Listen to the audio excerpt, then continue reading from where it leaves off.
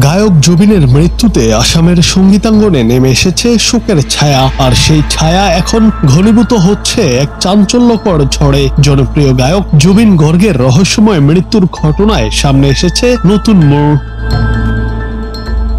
ইতিমধ্যে গ্রেফতার হয়েছেন তার দীর্ঘদিনের ম্যানেজার সিদ্ধার্থ শর্মা এবং নর্থ ইস্ট ইন্ডিয়া ফেস্টিভ্যালের অর্গানাইজার শ্যামকান্ত মহন্ত। ভারতীয় গণমাধ্যম সূত্রে জানা যায়, গায়কের ম্যানেজার সিদ্ধার্থ শর্মাকে গুরুগ্রামের ফ্ল্যাট থেকে গ্রেফতার করেছে সিআইডির বিশেষ তদন্ত দল। অন্যদিকে নর্থ ইস্ট ইন্ডিয়া ফেস্টিভ্যালের অর্গানাইজার শ্যামাকানু মহন্ত সিঙ্গাপুর থেকে দিল্লি ফেরার সঙ্গে সঙ্গেই বিমানবন্দর থেকে গ্রেফতার হন।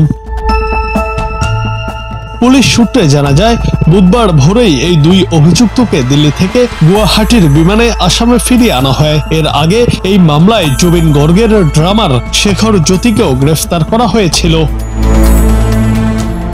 গত 19 সেপ্টেম্বর সিঙ্গাপুরে সমুদ্রে ডুবে গায়ক জুবিন গর্গের মর্মান্তিক মৃত্যু হয়। এরপর এই ঘটনার তদন্তের জন্য আসাম সরকার বিশেষ ডিজিপি এমপি গুপ্তার নেতৃত্বে 10 সদস্যের একটি টিম গঠন করে। এই তদন্তকারী দলই ম্যানেজার সিদ্ধার্থ শর্মা, অর্গানাইজার শ্যামাকান্ত মহন্ত এবং সিঙ্গাপুর অসম অ্যাসোসিয়েশনের সদস্যদের বক্তব্য রেকর্ডের জন্য তলব করেছিল, কিন্তু নোটিশ জারি হওয়ার পর থেকেই তাদের খোঁজ মিলছিল না। পালিয়ে থাকায় ধারণা করা হচ্ছে জুবিনের মৃত্যুর ঘটনার সঙ্গে তারা জড়িত থাকতে পারেন।